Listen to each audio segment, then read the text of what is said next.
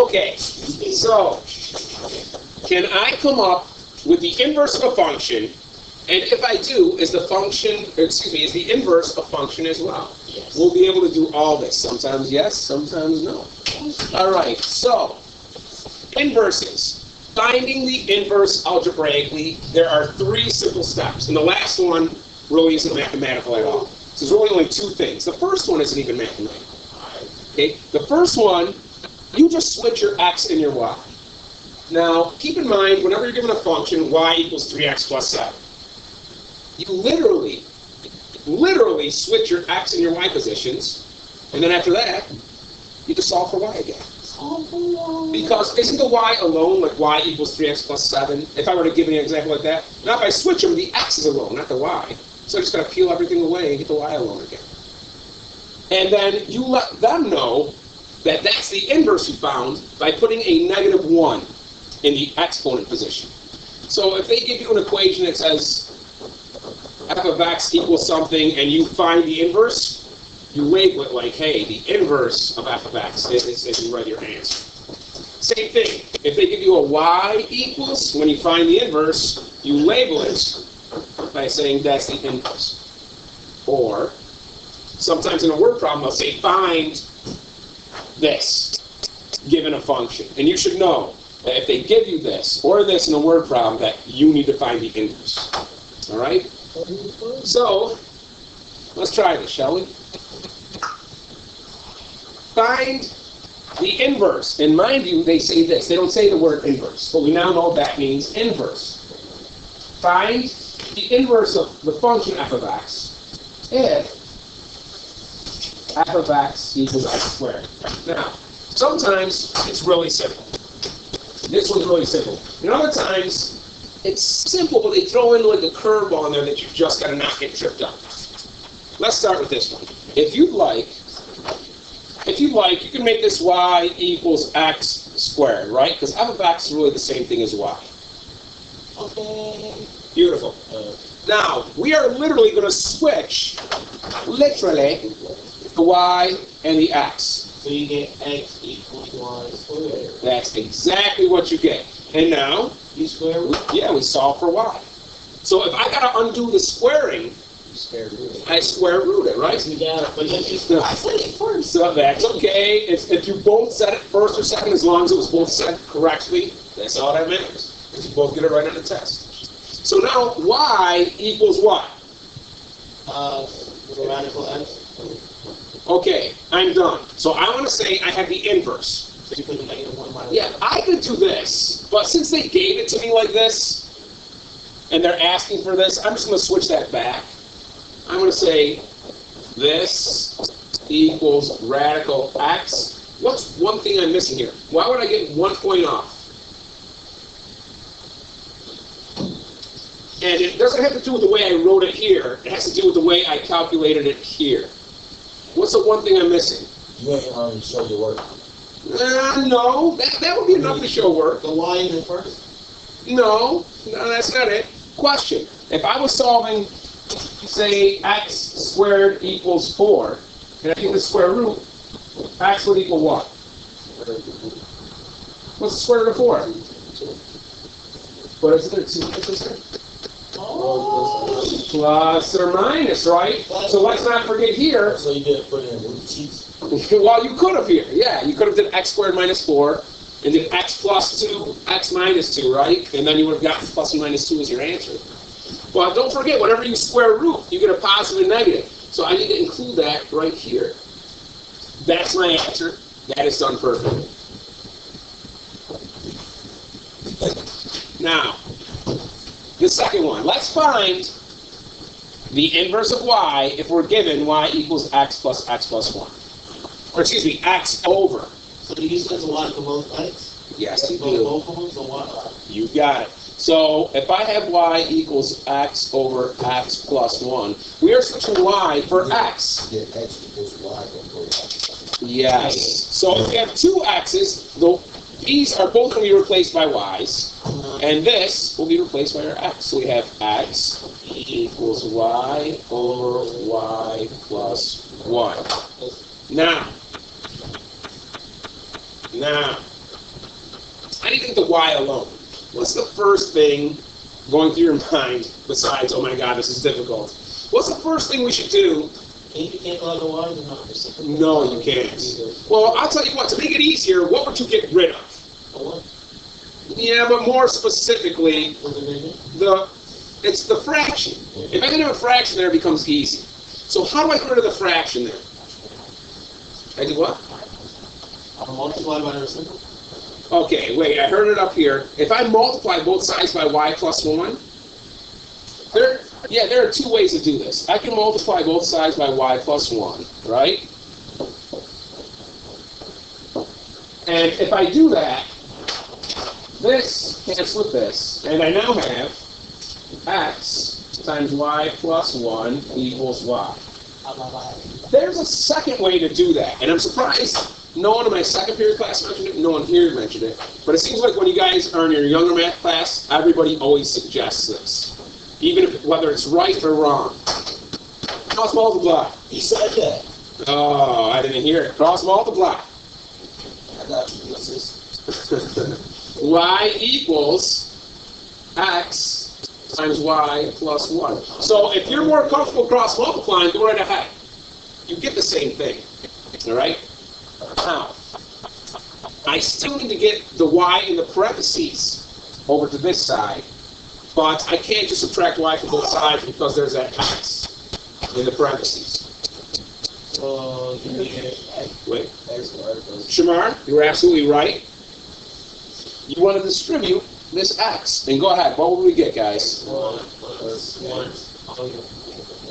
Plus 1x equals y. Now I can absolutely get rid of the term with the y and bring it over to the right side, can't I? What do I do here? If I divide by y, I can divide everything by y. So a y would still be on the left side. But I'm adding two things, aren't I? Oh, subtract? Yeah. If I subtract xy, this goes away. And I got to subtract xy over here.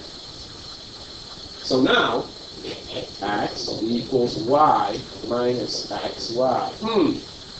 I still have two y's. I got to get one y by itself. Yes, but how so? What's the one word I want to say? It includes division. What's one thing I can do to the right side where I can do it only to the right side and I don't have to do it to the left, and the equation would still be the same? If I add x to the right side, I have to add x to the left side.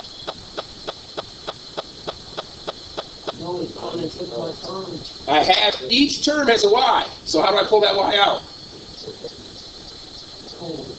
It's the process of slipping and sliding. We're not going to slip and slide here. But slip and slide is called what? Just like doing the booty cheeks and the T-bone is doing what? Factoring. I'm going to factor out a y. If I take out a y, and I'm going to put this over here, x equals. If I take out a y, what's left in the parentheses if I divide a y into both these? What happens here first? That becomes 1 minus x. Now look at that. Don't I have to y by itself? Yeah. What's the last step? Trying to get rid of the x minus 1 on the other side. Yeah, I got to get rid of the 1 minus x. So if I'm multiplying y times 1 minus x, what's the opposite? Division. I divide. And this is a lot of writing, but it's not so much, it's because I wanted to show all the steps, obviously. If I divide by 1 minus x, this goes away here. I divide by 1 minus x. You get x over 1 minus x. So y equals x over 1 minus x. And what am I missing here in my answer? The negative 1 by 1. You got it. Because it is the inverse. It is the inverse. All right, you're okay. It's the inverse. So the inverse of this function right here, x over x plus 1 is x over 1 minus x. That is the inverse. All right, so we found the inverses. We found the inverses algebraically. Now we're going to find them graphically, which is a lot easier to do. All right, it's just looking at the graph. You just guys got to know what you're looking for. The graph of the inverse of f of x Over to y. It's a reflection of the original function f of x. But it's not reflected over the y-axis. It's not reflected over the x-axis or the origin. It's reflected over the line y equals x. That is exactly what it is. Y equals x is a diagonal line. That line right there, that is a line y equals x. Yeah, we will eventually work more with this graph once we go through these 3 steps. And I want you to definitely put that line right there. All right? So, if I graph something, it's going to be a reflection over that line. That's how you know it's an inverse. Okay?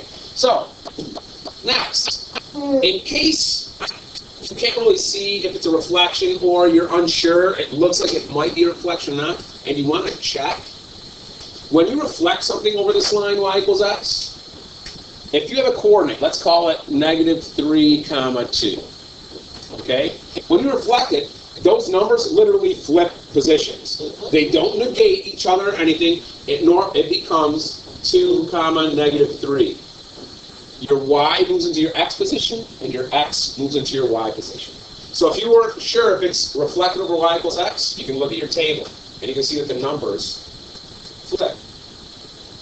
Okay?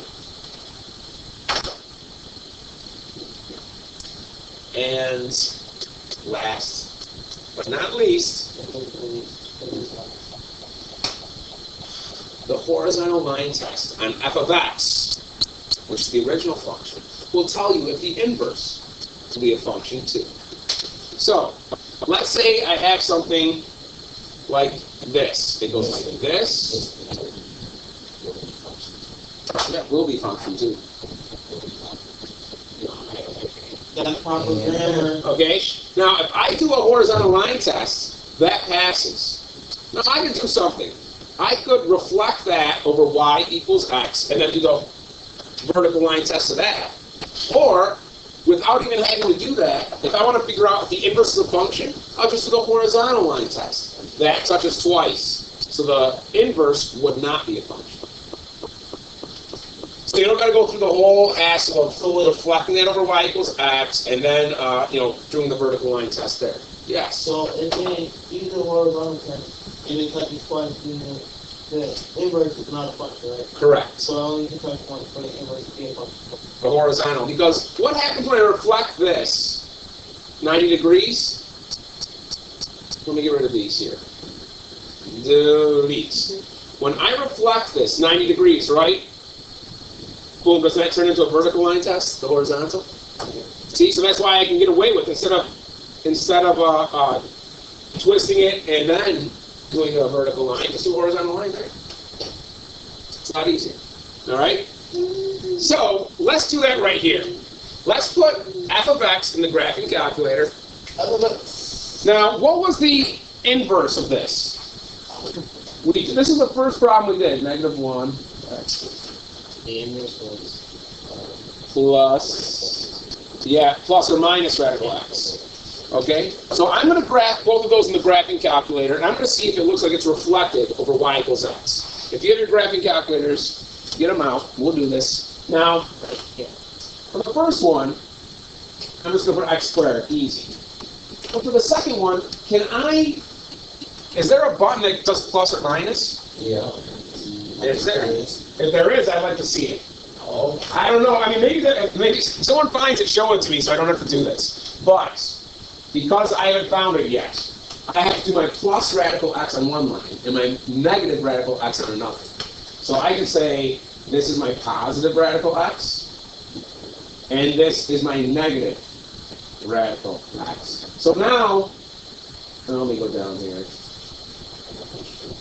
There's my plus and my minus on y2 and y3. Okay? And when I graph this, there's the original function. Now let's see if the inverse is a reflection. It should be. We calculated it to be the inverse, right? That is a great representation. If negative, don't do the minus. There's y equals x, look at it. It's a perfect reflection. In fact, why don't I go to y4? And I will actually put the reflection line there. Isn't the reflection line y equals x? So I put that there, and let's go here and make that the thick line. Did you put x? Yeah, it's y equals x. And to make this a thicker line, now watch this. Look at, bam. This thick line is the reflection line. And absolutely, my original function, which is the one that opens up, is reflected. How do I change it to a thicker line? If I see I'm on y1, I move to the left, I'm on the equal sign. And if I move left one more time, what's there? I hit enter. I had some cheeseburgers at lunch today. Maybe. Wait for the pep rally. So that's how I do that. Cheeseburgers. I mean, I'm happy to be there. All right. Donovan, let's graph this. This is the original function of x squared. And if I graph the inverse of that, that is plus or minus radical x. Actually, because we had to put in the calculator a special way, this would be my positive radical x, and this line is actually the negative radical x. So when I combine them, that's my plus and minus radical x. So in your notes, if you haven't already, for y1, that's where we put our x squared. For y2, that's where our positive radical x was. For y3 was our negative radical x, and we did the reflection line of y equals x, and of course, to this here. And that absolutely is. Now, without even graphing the blue one I have here, the plus or minus radical x, I could do a vertical line test there and see how it touches twice. If I were to draw a straight line here, it touches twice, there and there. Okay, so I know the inverse is not a function. But if I didn't have that graphed, if I just look at the original function, that's where I do a horizontal. Look at it, touches twice, right? Only if you turn it 90 degrees. Yes. That's where this function came from. If I turn it 90 degrees, bam, it still touches twice. That's why we can do a horizontal line test on the original function. Okay, I think so. Now, as we already figured out, the inverse of this was x over 1 minus x. So I'm going to do the same thing, and I'm going to see if these are reflections of each other across the y equals x line.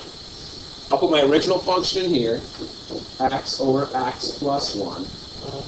And there is no plus or minus, so we don't got to split this up into y2 or y3. There's just one function, x over 1 minus x. All right?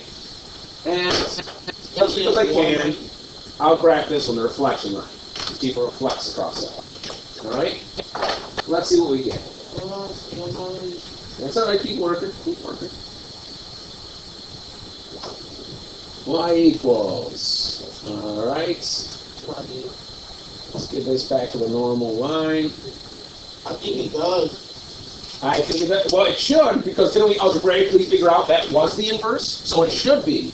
Right? That's the second problem we did. It does, and I'll show you exactly how that is. So we got x over, what is it, 1 plus, or x plus 1? X plus 1. And then the second one here, I clear that out. You get x over 1 minus x. You got it, x over 1 minus x. And right here, we'll just call this x. And then I'll clear this last one. Now, here we go. I'm going to graph this. The first one, wow, look at that. And here's the second one. And here's the line. Look at that. That looks like an exact reflection over y equals x. But here's what we got. Here's what we should see. I know this doesn't come in colors for you guys. That's why if you want to change the thickness of the graph line so you can tell which graph is which, let's go here and make this the thicker of the two lines. Bam, so that's thicker now. We'll regraph this. That's the original one. Now look at the thicker one. That is definitely a lot thicker. So the original function are the two thin lines.